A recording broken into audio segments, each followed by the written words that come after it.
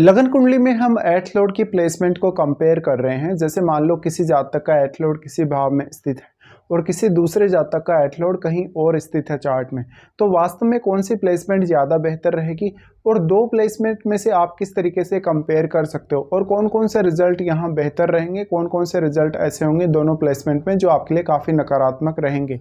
इस वीडियो में जो हम डिस्कस कर रहे हैं, मान लो किसी का एर्थ लॉर्ड जैसे थर्ड हाउस में है और किसी का एर्थ लॉर्ड जैसे 12th हाउस में है, तो दोनों को हम यहाँ कंपेयर करने हाउस और 12th हाउस तीनों हाउसेज को द्विस्थान माना जाता है और इनको अच्छा नहीं माना जाता। हम ज़्यादातर यही देखते हैं कि लोग इन हाउसेज से काफ़ी ज़्यादा डरते हैं या इन हाउसेज के लॉर्ड से काफ़ी ज़्यादा भयभीत होते हैं, लेकिन वास्तव में ऐसा नहीं होना चाहिए। अब आपका छठे घर का स्वामी, आठवें घर का स्वामी या 12वें घर का स्वामी हमेशा ही आपको नुकसान नहीं देगा, काफ़ी सारे अच्छे रिजल्ट्स भी यहाँ रहेंगे। लेकिन हम क्योंकि अभी एर्थ लॉर्ड या एर्थ हाउस की ही बात कर रहे हैं, तो एर्थ हाउस वो हाउस है जो आपकी लाइफ में सडन ट्रांसफॉर्मेशन लेकर आ सकता है, सडन बहुत बड़ा कोई चेंज लेकर आ सकता है। ये चेंज आपके रिश्तों को लेकर हो सकता है, करियर को लेकर हो सकता है या आपके आर्थिक स्थिति को लेकर हो सकता है। कभी कभी एर्थ हाउस से हम स्वास्थ्य से जुड़ी हुई समस्याओं को देखते हैं और एर्थ हाउस मृत्यु का भी है, लेकिन एर्थ हाउस मृत्यु का होने की वजह से इसका मतलब ये नहीं है कि इस हाउस से हमेशा आपको नुकसान ही होगा। यहाँ पे अब एर्थ लॉर्ड की बात करें तो प्रत्येक लगन के हिसाब से आपका एर्थ लॉर्ड अलग अलग प्लैनेट होगा और वास्तव में अगर आपका एर्थ लॉर्ड सूर्य जैसा ग्रह है या चंद्रमा जैसा ग्रह है तो सिर्फ और सिर्फ वो आपके 8वें घर का ही स्वामी होगा। लेकिन अगर आपका एर्थ लॉर्ड मान लो बुध है, शुक्र है, बृहस्पति है, इवन शनि है, तो वो आपके चार्ट में किसी न किसी अन्य भाव को भी रिप्रेजेंट कर रहा है। तब आपका एर्थ लॉर्ड किसी भी अन्य भाव में आपके चार्ट में स्थित है तो वहां आपको ये भी देखना पड़ेगा कि वास्तव में आपका एर्थ लॉर्ड किस अन्य भाव का भी स्वामी है आपके चार्ट में। इसके साथ साथ एर्थ हाउस में बैठे हुए ग्रह की जो भूमिका होगी आपके चार्ट में वो भी काफ़ी इंपॉर्टेंट होगी जब भी आप रिजल्ट्स की बात करेंगे। तो एर्थ हाउस ये बताता है कि वास्तव में आप अपने इन लॉज से कितनी मदद प्राप्त करेंगे, उनके साथ आपका व्यवहार और मैरिज होने के बाद आपका जो मैरिज है वो कैसा चलेगा, ये एर्थ हाउस बताता है। जितने भी आपके सेक्रेट रिश्ते या सेक्रेट अफेयर वगैरह होते हैं वो अष्टम भाव बताता है। सेक्रेटली आपको किसी भी तरीके से कोई गेन हो रहा होता है धन के रूप में, संपत्ति के रूप में, वो सब एर्थ हाउस बताएगा। आपको पैतृक रूप से या अपने इन लॉज से जो भी लाइफ में सपोर्ट मिलेगा वो भी एर्थ हाउस ही बताएगा। ऐसे में एर्थ हाउस आपके लिए बहुत इंपॉर्टेंट है। एर्थ हाउस रिसर्च का है, कोई भी प्रकार का आप रिसर्च कर रहे हैं या अकल्ट से संबंधित कार्य कर रहे हैं तो वो भी एर्थ हाउस से ही देखा जाएगा। एर्थ हाउस हमारे जीवन में काफ़ी सारे ऐसे बदलाव ला सकता है जहाँ पर आप कभी भी वो बदलाव एक्सपेक्ट नहीं कर रहे होते। तो सबसे पहले अगर देखा जाएगा तो एर्थ लॉर्ड आपका जिस भी प्रकार का प्लेनेट होगा वो वैसी की वैसी प्रवृत्ति ही दूसरे भाव में लेकर जाएगा या वो वैसी की वैसी एनर्जी ही दूसरे भाव में लेकर जाएगा। जब हम किसी भी भाव के स्वामी के दूसरे भाव में बैठने की बात करते हैं, किसी अदर भाव में अपने भाव को छोड़कर, तो वो वहाँ अपने खुद के गुणों को भी डिपॉजिट कर रहा होता है और अपने उस भाव से उस दूसरे वाले भाव को कनेक्ट कर रहा होता है। अब मान लेते हैं किसी का एर्थ लॉर्ड जैसे थर्ड हाउस में चला गया, एर्थ लॉर्ड थर्ड हाउस में चला गया तो आप एर्थ हाउस से संबंधित मान लीजिए कोई भी काम कर रहे हैं तो उसके मामले में आप लोगों को बहुत अच्छे से बता सकेंगे। आपका उस हाउस को लेके कम्युनिकेशन बहुत ही ज़्यादा बेटर होगा। साथ में जैसे आप अकल्ट से संबंधित कोई स्टडी वगैरह कर रहे हैं या कोई काम कर रहे हैं या मान लीजिए आपको ऐसा कुछ करना है तो ये आपके लिए थोड़ा ईजी हो जाएगा क्योंकि थर्ड हाउस आपके सेल्फ एफर्ट का है, तो आप यहाँ ज़्यादा से ज़्यादा अपना खुद का जो मेहनत है, खुद का हार्डवर्क है वो लगा सकेंगे। एर्थ लॉर्ड का थर्ड हाउस में जाना कम्युनिकेशन को बहुत बेटर करेगा और एर्थ हाउस से आपके डर को दूर भगाएगा क्योंकि एर्थ से एर्थ जो है वो थर्ड है। इसलिए आपको एर्थ हाउस से संबंधित जितनी भी प्रकार की चुनौतियां आ रही हैं लाइफ में उनको हैंडल करने के लिए भी ये प्लेसमेंट बहुत ज़्यादा बेटर साबित हो सकती हैं। लेकिन ऐसा हमेशा हर केस में नहीं होगा कि आपका प्रत्येक लगन का स्वामी, प्रत्येक लगन कुंडली में 8वें घर का स्वामी जब थर्ड हाउस में बैठेगा, क्योंकि जो आपका 8वें घर का लॉर्ड है वो प्रत्येक लगन के हिसाब से अलग अलग है। तो वास्तव में कोई भी आपका यहाँ जो प्लैनेट है आपका एर्थ लॉर्ड वो थर्ड हाउस में जाएगा, अलग अलग प्रकार के रिजल्ट वो वहाँ दिखाएगा। अगर प्लैनेट शुभ है तो हो सकता है आपको एफर्ट ज़्यादा भी करना पड़ जाए। अगर प्लैनेट एक क्रूर ग्रह है, बहुत एग्रेसिव ग्रह है, तब जरूर आपके लिए अष्टम भाव से संबंधित मामलों में ये बेटर रिजल्ट लाएगा। लेकिन 8वें घर का लॉर्ड का थर्ड हाउस में जाना रिश्तों पर काफ़ी नकारात्मक प्रभाव डाल सकता है। आप कोई ऐसा साहसिक कदम अपने रिश्तों में उठा सकते हैं जो कि आपके लिए काफ़ी गलत साबित हो। अब अष्टम भाव आपका काफ़ी मजबूत हो जाएगा अगर आपका 8वें घर का स्वामी आपके थर्ड हाउस में बहुत ही अच्छी स्थिति में बैठेगा। इसके लिए लेकिन आपको थर्ड हाउस के लॉर्ड को भी देखना होगा। थर्ड हाउस का लॉर्ड आपके चार्ट में जितनी मजबूत स्थिति में होगा, अच्छी स्थिति में होगा, उतना ही ज़्यादा इस बात की संभावना बढ़ जाएगी कि आपका जो एट लॉर्ड आपके थर्ड हाउस में गया है वो काफ़ी बेटर रिजल्ट अब दिखा सकता है। एट लॉर्ड आपका प्रत्येक लगन के हिसाब से अलग अलग प्लैनेट होगा तो वो अलग अलग प्रकार का ही प्रभाव डालेगा थर्ड हाउस में भी। तो आपके भाई बहनों के साथ जो रिश्ते हैं, पड़ोसी रिश्तेदारों के साथ जो रिश्ते हैं आपके, या अन्य जिन भी लोगों से आप कनेक्टेड हैं थर्ड हाउस के थ्रू, उन लोगों से जो भी आपके रिश्ते हैं वो काफ़ी प्रभावित होंगे। तो ऐसे में आप उन लोगों को प्रोटेक्ट कर सकते हैं। आप में इतनी ज़्यादा क्षमता है, इतनी ज़्यादा पावर है कि आपकी लाइफ की जो चुनौतियाँ जो एट्थ हाउस के थ्रू आपके जीवन में आ रही हैं उनको तो आप दूर कर ही सकते हैं। आप बहुत ज़्यादा अपने आप को बहुत स्ट्रांग होते हुए देखेंगे मानसिक तौर पे और इवन फिजिकल तौर पे भी। तो यहाँ पे अगर आपको फिजिकल तौर पे बहुत ज़्यादा स्ट्रांग होना है तो फिर लग्नेश को भी देखना होगा और लगन में बैठे हुए ग्रह को भी। एट लॉर्ड थर्ड हाउस में चला गया यानी आपका जो कम्युनिकेशन है अपने इन लॉज के साथ वो काफ़ी बेटर हो सकता है। इसके साथ साथ एट्थ हाउस से रिलेटेड अब आप कोई बिजनेस कर सकते हैं, कोई बहुत बड़ी रिस्क भी ले सकते हैं।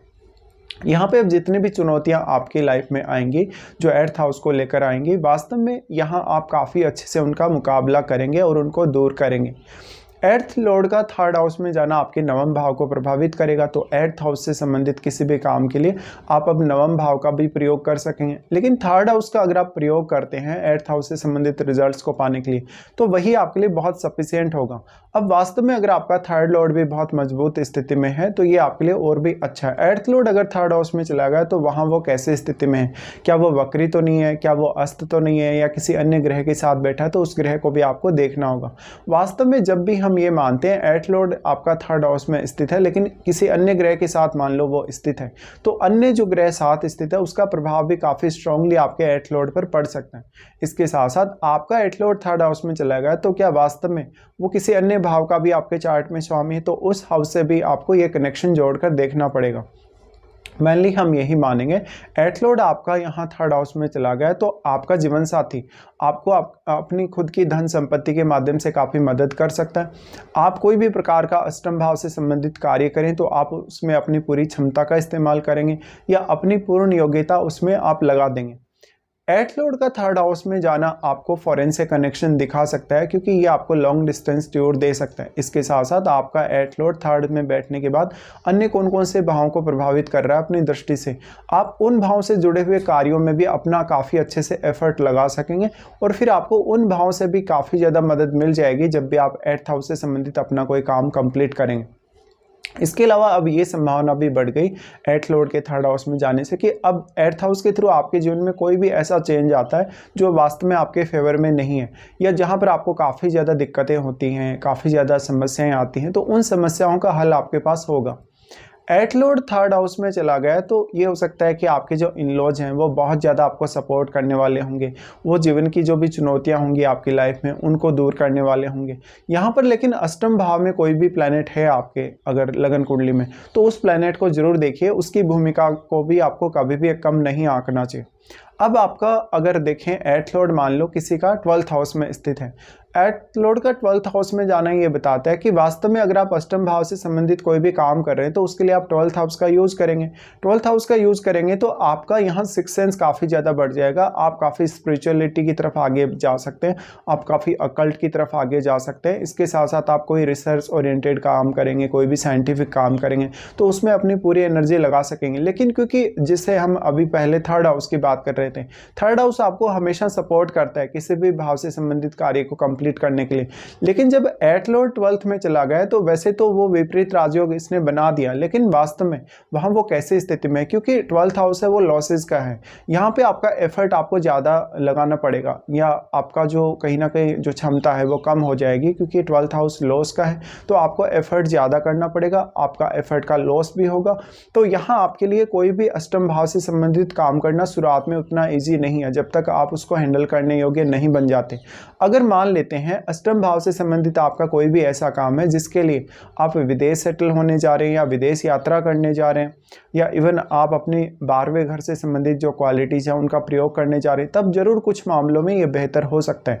लेकिन इसमें यह भी डिपेंड करेगा कि 8 लॉर्ड 12th में तो चला गया, लेकिन वहाँ वो वक्री तो नहीं है, क्या वो अस्त तो नहीं है, या किसी अन्य ग्रह के साथ भी अगर वो बैठा है तो उस अन्य ग्रह का प्रभाव कैसा पड़ सकता है। इसके साथ साथ आपका 8 लॉर्ड 12th हाउस में जाने के बाद आपके 6th हाउस को प्रभावित करेगा, क्योंकि वो 6th हाउस को एस्पेक्ट कर रहा है। लेकिन मान लेते हैं कोई भी ऐसा ग्रह है जैसे शुक्र जैसा ग्रह है, बुध जैसा ग्रह है, तो वो तो ऐसे ग्रह सारे के सारे 6th हाउस को ही प्रभावित करेंगे। लेकिन अगर आपका 8 लॉर्ड मंगल हुआ तो मंगल आपके लिए रिश्तों को लेकर उतना अच्छा नहीं है, इवन मैरिड लाइफ को लेकर भी, और आपकी जो मांगलिक स्थिति है चार्ट में वो भी बन रही है मंगल के 12th में बैठने से, इसलिए ये रिश्तों को लेकर बिल्कुल भी अच्छा साबित नहीं होगा। बट मंगल जैसा ग्रह हो, सूर्य जैसा ग्रह हो, तो वो 6th हाउस से जुड़े मामलों में सपोर्ट जरूर कर सकता है आपको। तो वास्तव में आपका जो 8 लॉर्ड है 12th हाउस में जाने के बाद उससे आपके डेली लाइफ पे काफ़ी इंपैक्ट आएगा, आपके ऑफिस के रूटीन पे काफ़ी इंपैक्ट आएगा। अब आप 6th हाउस से जुड़े हुई चुनौतियों से कैसे निपटना चाहते हैं, इसमें जरूर आपको 8 लॉर्ड मदद कर देगा।